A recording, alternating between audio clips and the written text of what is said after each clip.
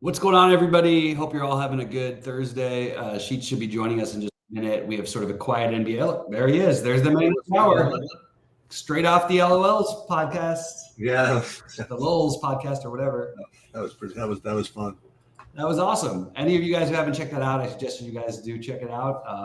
It's pretty, really entertaining, really interesting, and definitely different than what you're going to hear at most of the podcasts. We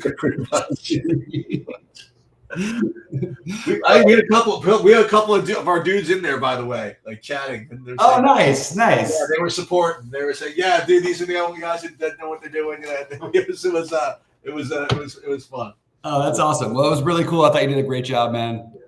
And now we have a nice little relaxing 2-gamer with a 1-gamer. I mean, I don't even know what to do with myself. It's so little to think about. I literally just I have to do the hockey stuff, but I just updated the projections for the NBA. I was literally just about to look at them. Is there anything that what am I looking at here? What's good? You're not looking. It's basically the same. So it's. I mean, Chris. You're saying the same. I literally haven't looked at anything. So Chris Paul without Steph Curry is gonna, and Saric without Draymond are gonna be the obvious two guys who most people plug in and are gonna be 70+% owned probably. Yeah, I'm looking. I see 78% owned Chris Paul. That's right. It's 2 games. That's right. I forgot. Okay, that's right. Yeah. So. You have that, and you could also play Looney as a pivot off of, or in addition to Saric, depending on the starting lineup. But at the same time, we won't know that starting lineup until probably well after it matters. Like before the 7:00 game, 10:00 Eastern game. So it looks like a very middling buildish type of day. Obviously, there's not really a ton to spend up on except for Shea, and that's actually going to be owned as well. So the idea of trying to get different on these slates is pretty simple for me. Like, I'm willing to take giant gambles, and if they pay off, great. If they don't, one of the guys I'll be taking that shot with tonight is a guy, Dennis Smith Jr. I'm going to play a good percentage of him because I still think Brooklyn doesn't know what they're doing without really a true lead guard. And if anything happens with Dinwiddie, if they're struggling, which I expect, because the first teams really struggle with Miami's point guard and defense, which we know forever. I think it could be that weird Dennis Smith Jr. game where at no ownership on a 2-game slate, maybe this is the spot where you want to take that shot. So that's one differentiator. You can jump in with whatever and talk about whatever, but I'm just going to throw my differentiators. Yeah, I'm literally catching up with the NBA. So I'm like running my first SaberSim build like now, just to see what it looks like. Yeah. One thing I can do is you can leave money on the table. I mean, it's 2-game slate, right? So there's stuff you could try to do. Yeah, absolutely. I agree with that. Is Kuminga a good play? So the whole Golden State situation, the Saric is going to be the chalky one, but then Kuminga is not going to be not chalky. He's going to be 20% owned. Well, I had him under 20. That's all I'm looking at is people under 20 right now. Yeah. But then this Brandon Podzinski. Oh, the hero from the other night, right? He can really play, and they love him. And Kerr has made it clear that regardless of who's playing for them, he's going to play every night. Which, again, the ownership is going to be one of those that you're going to say, hey, why is the ownership so much better than the projections are? He's going to be that guy, but the ownership is going to be high. So I would say Moses Moody, because of that ownership, becomes another guy for me.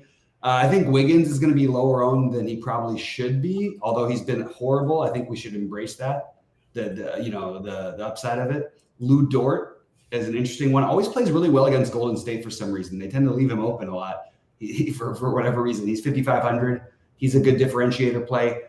I think people will go with Jaquez, and I think that I like Jaquez better than Highsmith, but I would rather play Highsmith at 1/6 the ownership. So those are some just basic differentiators to get off what is going to be very obvious chalk. This is not a tough cash game build.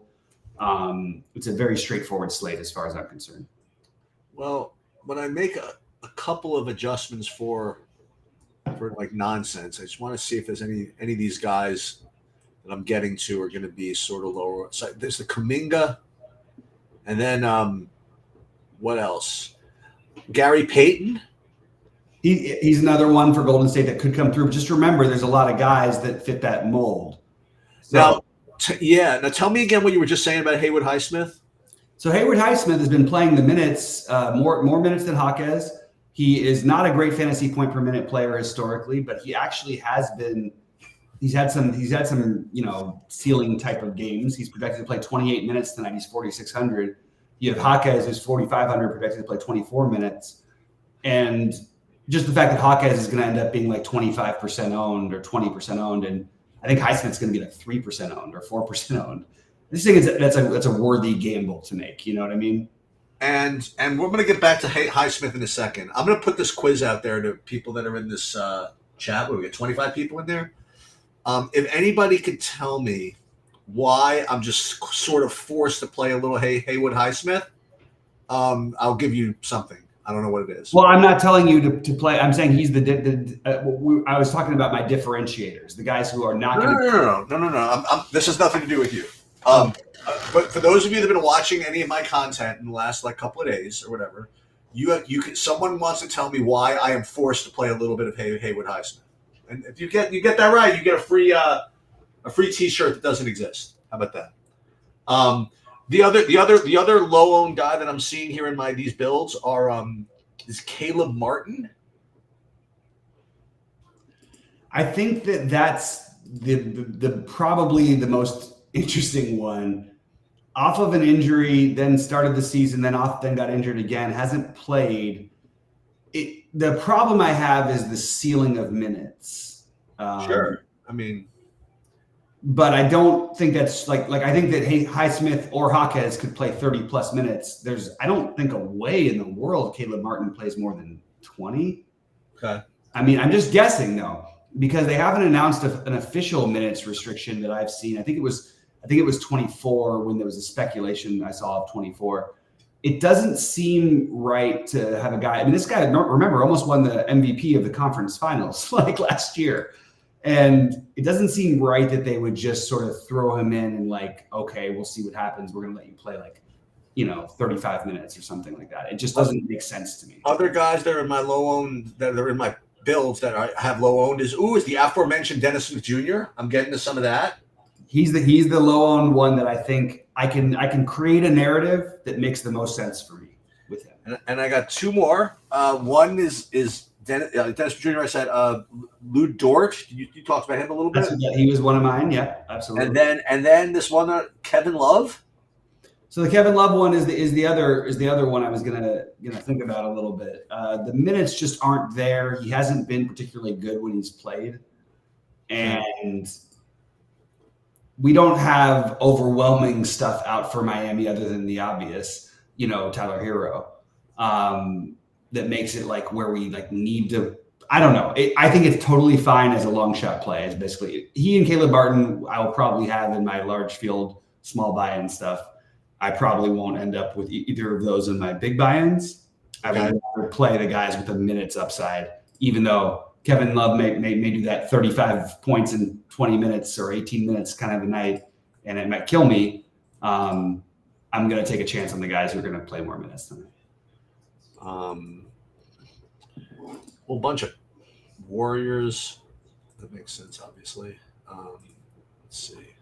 Oh, look, apparently your buddy, the DFS PhD, liked the Highsmith idea as well. Winner, chicken dinner. So it's not even because he loves him. It's because this guy, this DFS PhD, is so proud. He won a trip to the World Championship Finals or whatever it is because of a Haywood Highsmith lineup, and he keeps a Haywood Highsmith jersey up over his left shoulder, which he referred to. So the first. Did you win the live final?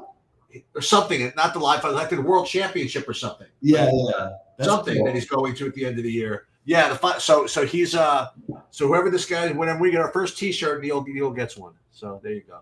Yeah, and actually I have that on the list of things to get some of. Nice. As I plan on making. I haven't tried to make a live final in a while. I think that in 24 I'm going to try to do a couple of them. Nice. Just and I agree. I like the Jaquez love from oh my God, Godfather. I love this guy so much as a player. He was a UCLA guy, so obviously I love him. The weird part is he's being projected to play 24 minutes. And I know there's different players that are, Caleb Martin's coming back. He's played 38, 32, and 32 minutes the last 3 games, and he's been good. it's not necessarily guaranteed that he loses minutes. The most likely is that Highsmith would, but Highsmith is also like they've played better, and he's played 33, 26, and 32.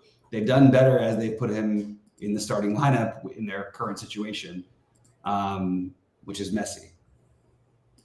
So I have my core plays, and they haven't changed since the beginning of the day. I'm going to say them because I think they might change a little bit, but as of right now, I know you don't love the core play things. I was listening to all that, but I do think it's important for people like the logical guys are like. So I like either play one of Bam or Jimmy, but I like both of them. I think you can play them together. That's fine.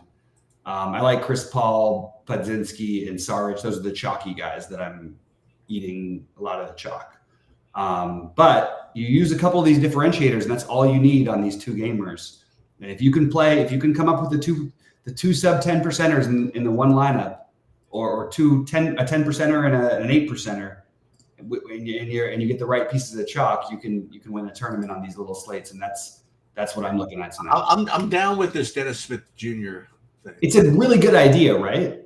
Yeah, it's like a terrible idea. That's a great idea. Like this is like a perfect idea. I love it. First of all, I've mentioned him twice this year. The last time I mentioned him was when he put up 30 against. Well, he should be 50% owned then, because one time he was good, one time is no good. So 50%. No, one time he was good. He hasn't been good yet. I'm getting for 9. I love it.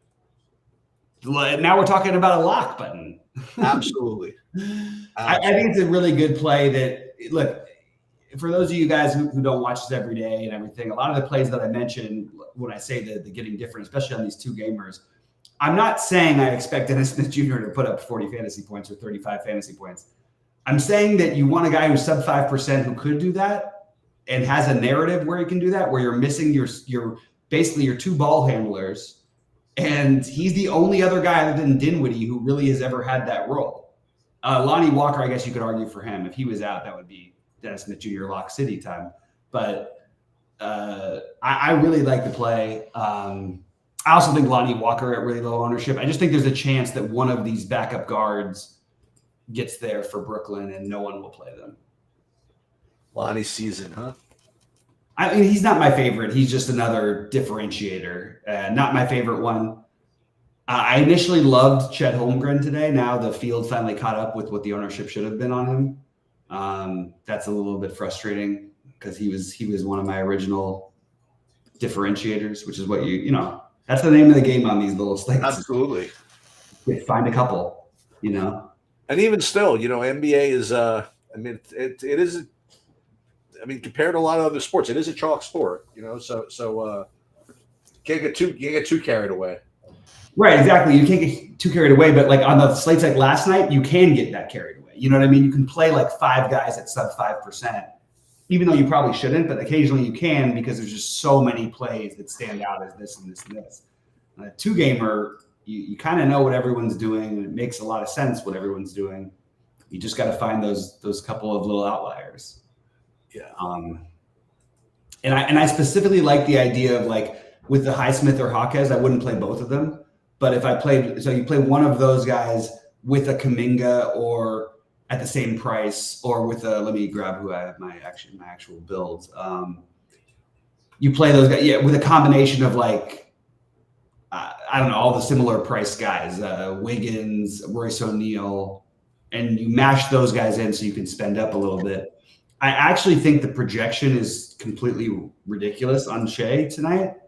I think that if there's something I could talk myself into, I could talk myself into like playing 100% Shea, even though I have none of him right now.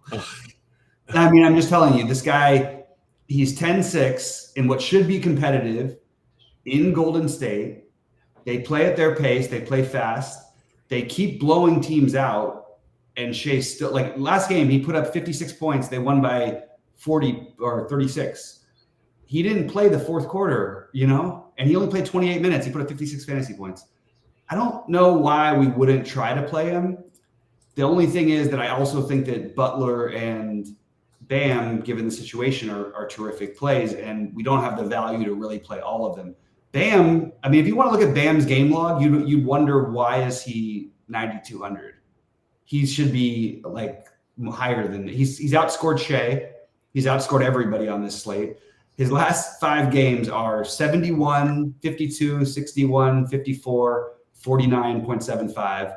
And I would rate Brooklyn, even with Claxton in there, as a plus matchup. So just kind of interesting.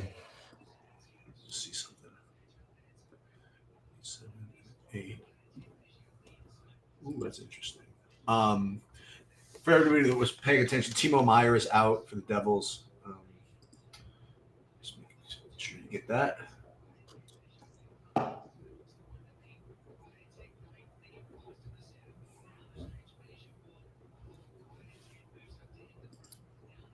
Oh, we got Thanksgiving coming up, by the way. Just like feels like it's really early this year.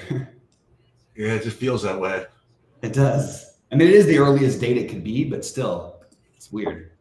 I only know that because my birthday is on the 29th, and I know it can't be on my birthday. All right, so I'm just basically just redoing these hockeys. Then we'll then I'm gonna Yeah, we can transition to NFL whenever. yeah. Let's this. To answer Clay's question about Kason Wallace, I'm not getting there, but I definitely don't mind it. It's a perfect, and especially from Clay, I like that from you, like getting a little bit creative with it. I think that's it's not something I'm doing, but I like the creativity, and I think that there's merit if you have a chalky build the rest of the way to maybe get to that. Kason Wallace, who is that? Is that hockey or basketball? Is that football? Kason Wallace is basketball, right? He's basketball. Okay. What team? He looks like he's a football player. He's another one of the great 100 players that OKC seems to draft every year. Oh, he's on OKC. Okay. Yeah. They built up such a good, like so many draft picks and so many good players that they have. They can literally just trade out the good players they don't have use for. Like there's 3 of them they could probably get, late first, early second round picks for. They're just like going to be good for a very, very long time. Like it's impossible for them not to be good, basically. Even if they lose their best player in Shea, they're still a playoff team in the future. It's crazy. This is not the year for the Thunder, but it's going to be very, very soon. Can it? I mean, they're really good. I mean, I think Chet is going to be a top 20 player, top 25 player in the NBA. They're going to be able to keep these guys, huh? Well, you have a rookie contracts. Right. It's like the same thing with the quarterback in the NFL. You get 5 years out of these guys. So, and then also you have 1 million draft picks in the future. So you have a lot of like swappability, even if you end up trading for other things. You just have a lot you can do. Yeah. Like that's not to mention Josh Giddey, Jalen Williams are both guys who were probably all-star level players that are playing third and fourth fiddle. and you could easily swap one of those guys out for one of the best big men to go alongside Chet in the league. Like you can do things. Okay, so let me just see. Yeah, hockey again. That's the only thing I would add to my other hockey video from earlier is that Timo Meyer is out and Jack Hughes is out. So obviously those Devils are not going to look so good. Yeah. So the NFL. Let's make sure I get this hockey in here first, and then it's maybe we can just make sure I have this done, then we can transition right over. Let's see.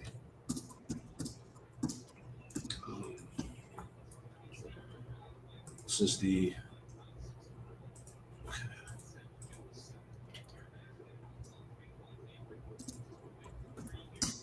sport, basketball, football. And yeah, I just answered a question in chat. I'm just going to say like Kenrich Williams, like I'm not going to say no to any of these guys. It's just they're low likelihood guys. And I would rather, some real speculation. The Kevin Love thing is something that could happen. The Caleb Martin, although I'm just worried about the minutes, but I really like the idea of one of Highsmith or Hawkes, even with Caleb Martin coming back as a differentiator. I really like Lou Dort as a differentiator, and I really like Moses Moody as a differentiator. Don't be surprised, by the way, if Moses Moody ends up starting for the Warriors tonight. Oh, yeah?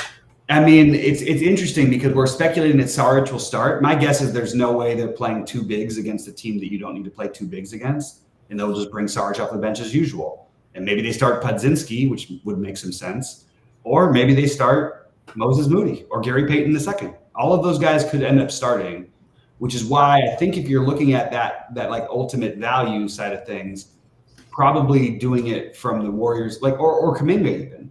All of the Warriors backups projected right now by every site are, in my opinion, just as likely to end up starting as Sarge. Even if Sarge gets more minutes, at least it gives them a chance to get out there and, you have a good plus minus. So that means you're playing a lot more the rest of the day in the first year with your first rotation. Right. I'm okay with Claxton and Chet double center, a Godfather and a single entry. I think that's totally logical.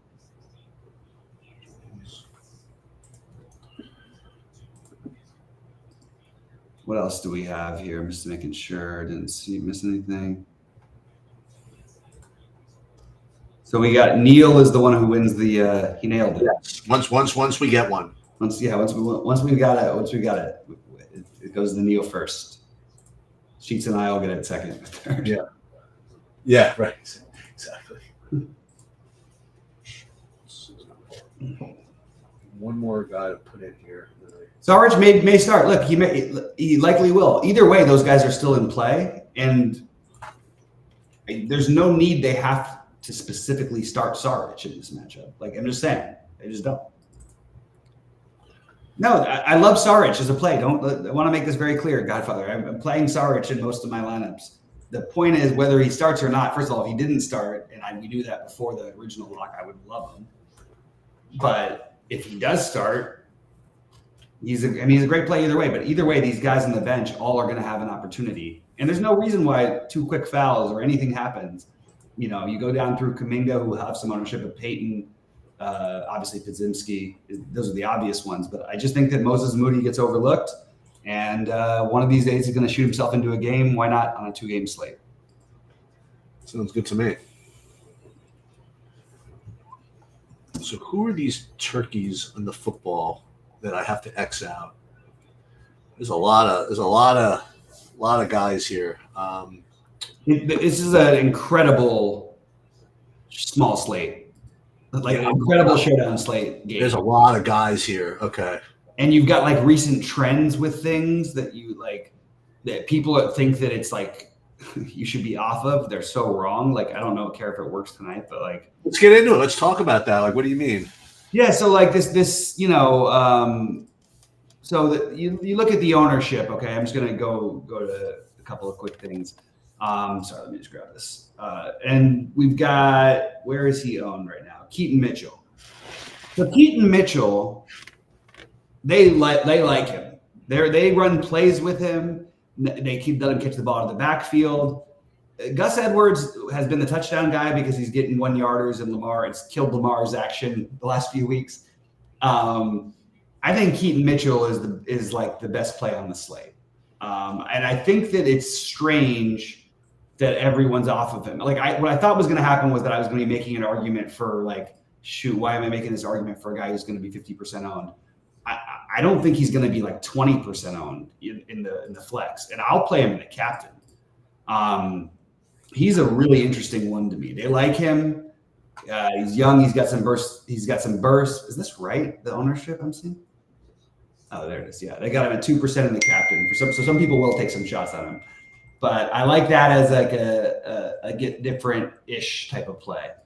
Love Nelson Aguilar on a short. This is the kind of slate you want to play a guy like this. He's really their fourth receiver now, but they have he had 2 targets and 1 target the week before. He had a pass interference in that game against Seattle that was 37-3 that was in the end zone. He also had a had a incomplete pass in the end zone against Cleveland. He's 800. He's an interesting super cheapie to me. What do you think of the tight ends for Cincinnati? I think you play Hudson. I watched them play in a very competitive game, and they were loaded up on Hudson. You have to get some exposure to sample because of the price. I think if you're playing more than 20 lineups, I guess. I'll piggyback over that. It's even more dramatic than you say. Like they scripted an entire drive for Tanner Hudson. Absolutely. I think it was four receptions in one drive for Tanner Hudson. Yep. And it was the must win drive too, by the way, if you want to even go further with it, that we have to stay in the game. We need to come up with plays for someone other than Chase because they're double teaming him every time. And he was their immediate guy. That makes him the guy. And I think he's actually an interesting captain because it allows you to get everything else. If you play the Burrow, Lamar, and you hope somehow he squeaks his way into 2 touchdowns.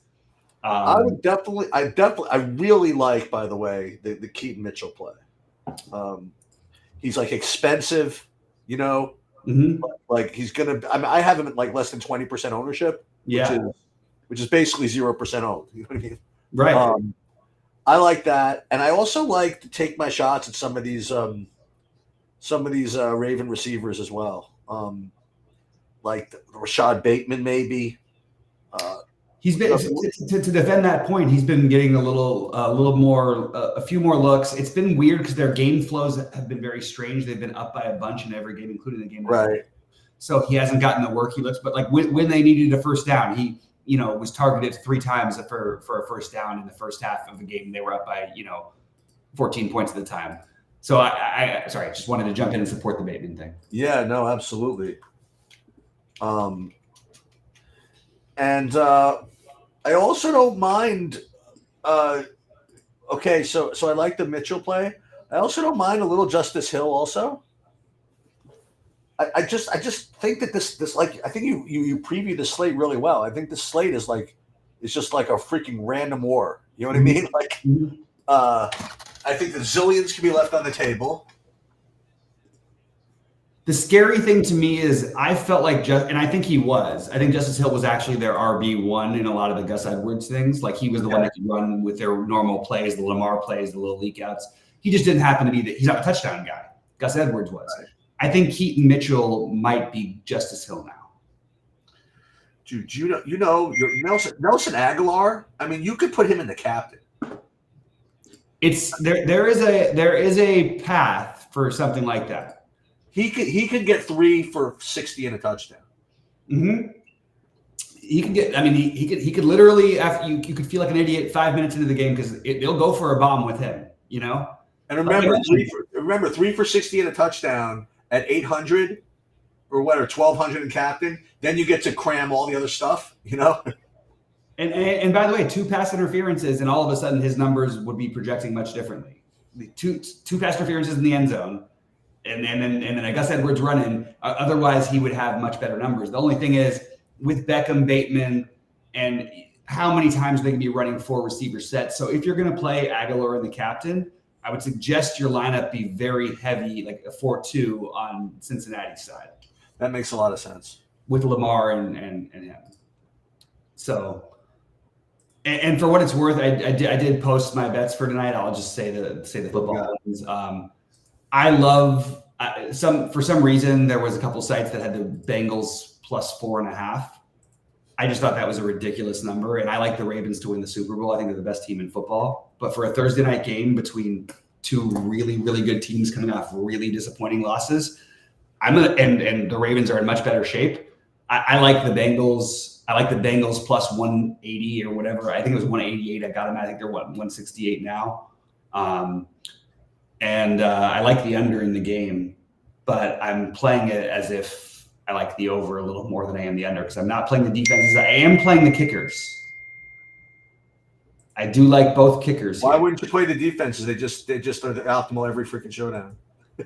It's just the quarterback. We don't have Joe Burrow and Lamar Jackson. That's true. That is true. Joe Burrow used to hold the ball for a while. Now he gets rid of it faster than anybody. And Lamar Jackson, okay, yeah, you get probably 2 sacks a game from that, but. Right. That's pretty like maybe occasionally you get 1 turnover from him. He's not like a high turnover guy. He's had some mistakes, but mostly not so much. Mostly it's actually the receiver's fault. And this all is, another one that I know he's the popular captains that I like. Actually, he's not even popular. I think Zay Flowers is a great option for captain. I think Mark Andrews is the most obvious play on the slate. And right now I have him in every single lineup. And I'm really confused. Other than the fact that this guy's a diabetic, I mean, that's really like honestly that since that started showing up all over Twitter. What's happening? What is this? He's diabetic, so he has to go check his sugar levels and do a shot every time offense comes off the field. So it got caught on camera, and people were asking about, like, joking about steroids. Like, no, he's diabetic. And then since the word came out that he's diabetic, like, no one wants to play him as much. That's one of the more ridiculous things I've ever heard in my life. It's ridiculous, except for then people all jump to the same thing, which is the basketball player, which, again, it's much harder in basketball to be a diabetic than it is to be a Who's a diabetic in basketball? The Adam Morrison, when he was drafted, it was how can you take this high pick on Adam Morrison, because he literally, has like passed out on the court during games before, anyway. But all this to say that Andrews, like, the worst team in football against the tight end by far is Cincinnati. And that's all of football. Mark Andrews should be your main play on a big slate in this matchup, especially on a Thursday night game where you're going to be a lot of check downs, a lot of underneath stuff, less home run hitting usually, not always, but usually. I think Mark Andrews is the best captain if I just ignored. And by the way, actually considering the ownership, because I don't want to play Chase as captain because that's 20%. I don't want to play Lamar, even though that's the obvious right decision. If you're playing cash, I think you play Lamar. And I don't want to play Burrow because I'll play the receivers. If the quarterback's going to get me that many points, is it really going to be that many different receivers when you're already missing a tight end and 2 receivers? I think that you're probably going to just take the receivers side on that one. So I would just rather the receivers. The Lamar one is the one that's going to probably kill me, and he'll probably be the optimal captain. He will be in every one of my lineups, but he will not be a captain in any of them. Yeah, that makes sense. My big overweights are, I guess it's 25% Nelson Aguilar. It's got to be overweight, right? I guess. Yeah, that's overweight. And then throwing him into like 3% captains or 1% captain or something is probably. And that's Justice Hill. I mean, not captains. I just mean in general. Justice Hill is my whatever. Justice Hill play is really interesting because the perception is that basically, like, it's not his thing anymore. So are people even really going to play him in the flex? I mean, he's 2,800. Like, literally a week ago, if this game played one Thursday ago, Justice Hill would have been 70% owned at 2,800. Yeah. So just worth considering. Speaking to your point, I think it's an interesting play. Boy, imagine having this. I have some lineups with both Hudson and Sample together. That's kind of asking for trouble, but yes and no. They did play double tight ends a little bit last week, and as much as everybody loved it, Trenton Irwin, he smashed, he did all this. Trenton Irwin had 1 catch early in the game for a 40-yard touchdown, and I believe had 1 catch the rest of the game. In a game where they needed to throw the ball like crazy. So let's not get overly. Look, I'm playing some Trenton Irwin, don't get me wrong, but this is maybe the double tight end thing is a good way to get different.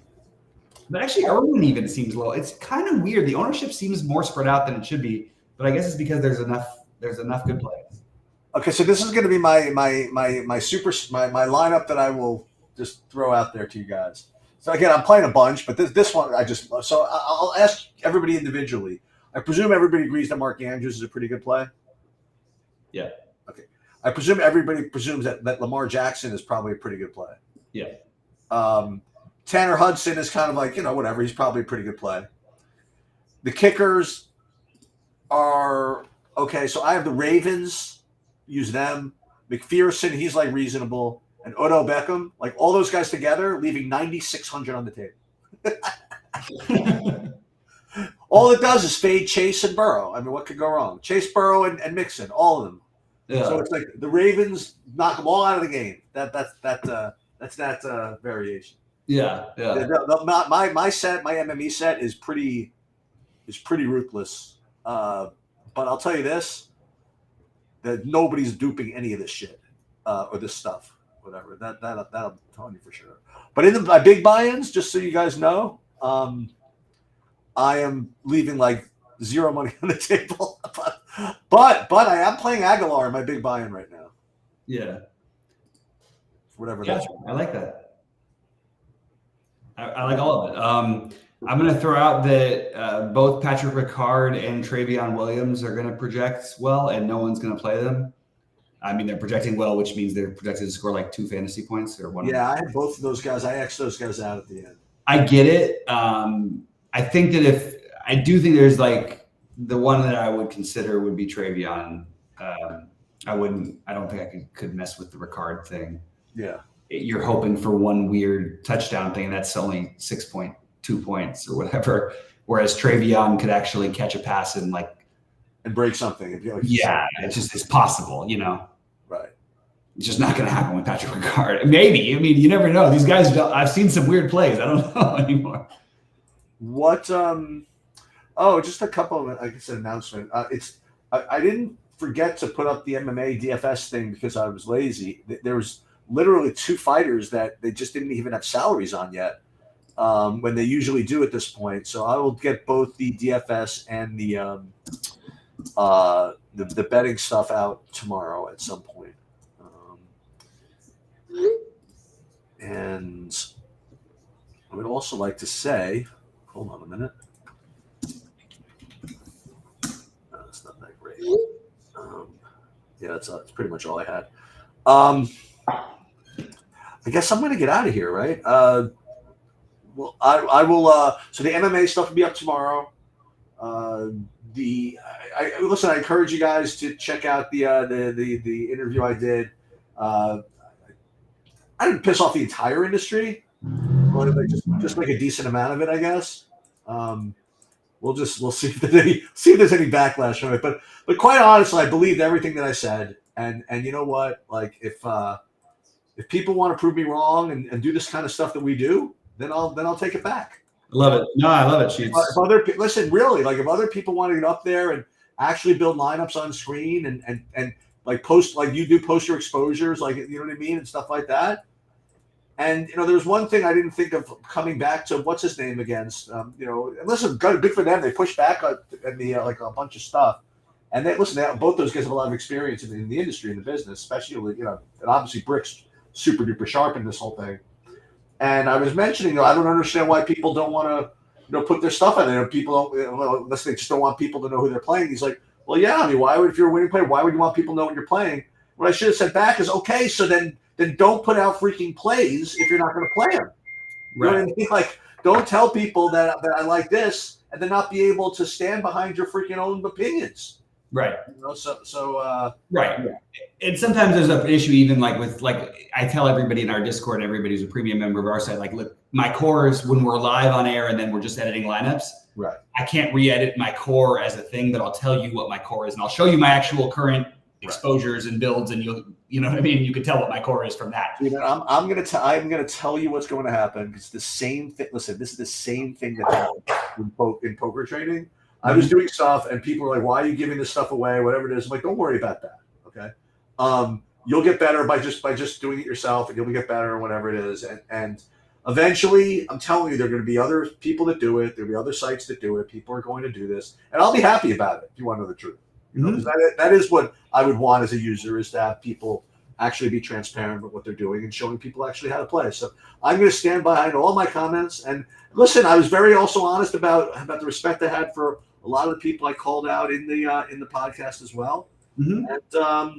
And yeah, that's pretty much the end of that. So if anybody it was great stuff. I didn't agree with what you said about the Stake King stuff. I just want to clarify for anybody who is watching. Like, I don't sell at a higher percentage than you. The only things I ever do are $100 single entries. Oh, is that true? I didn't even know that.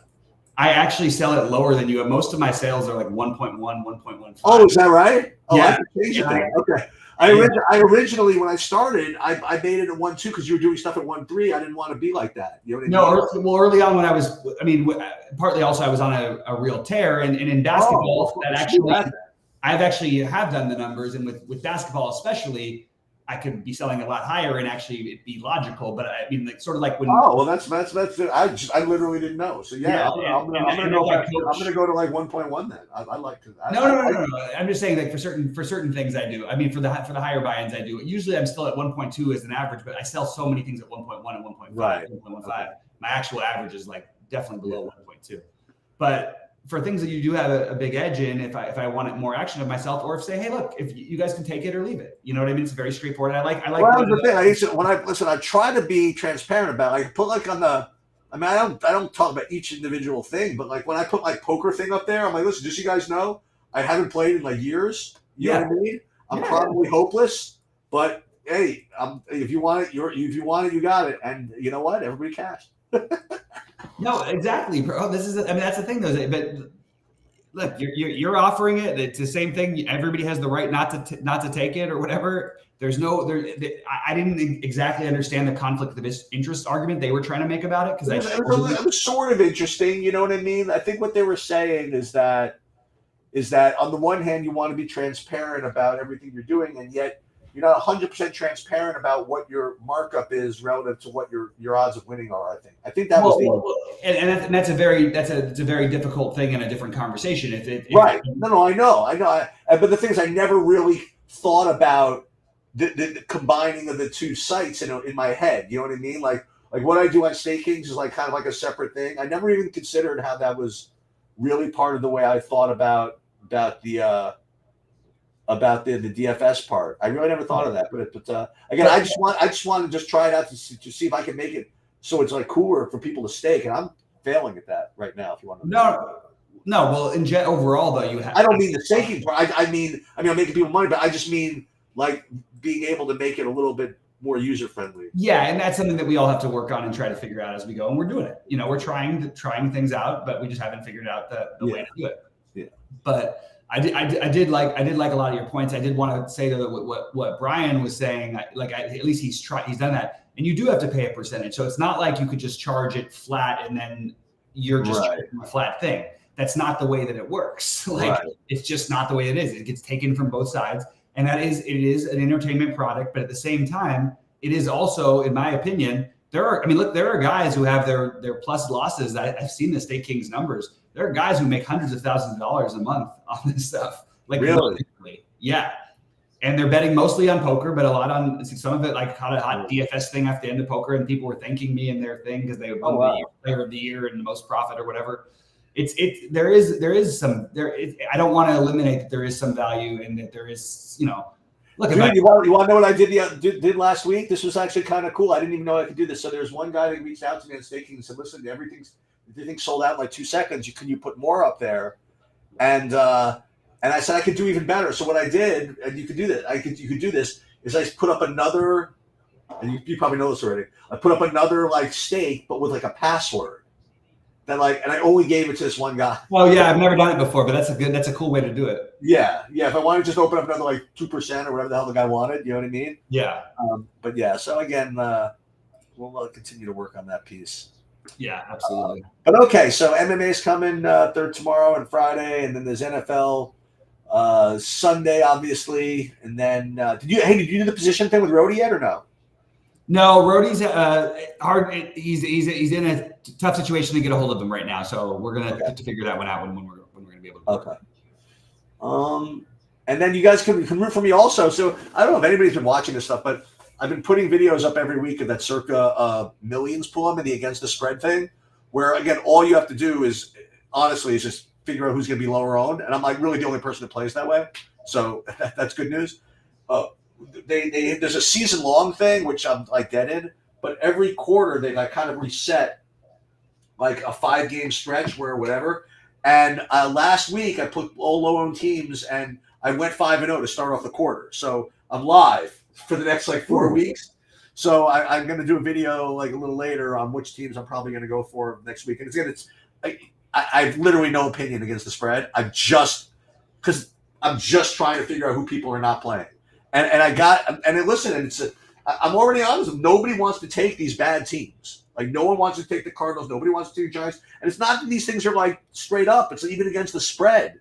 Like these teams are like 1/10 the zone is like the favorites, and it just doesn't make any sense. So I'm going to continue doing that and hope that the against the spread gods like continue to reward me. So absolutely, awesome. You watch for that video. Watch for again all kinds of stuff, and maybe we'll go live later when Bobby is about to chop the showdown slate or something.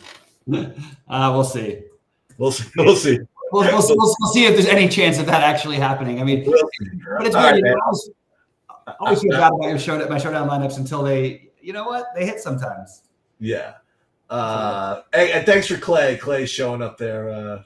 Clay was showing up as a big supporter in the chat. And you know what was good for us, by the way, as I mentioned, like 25, like 30 people like followed me on Twitter after that. Like all like guys like that Yeah. didn't know who I was. You know what I mean? That that you probably know from DFS.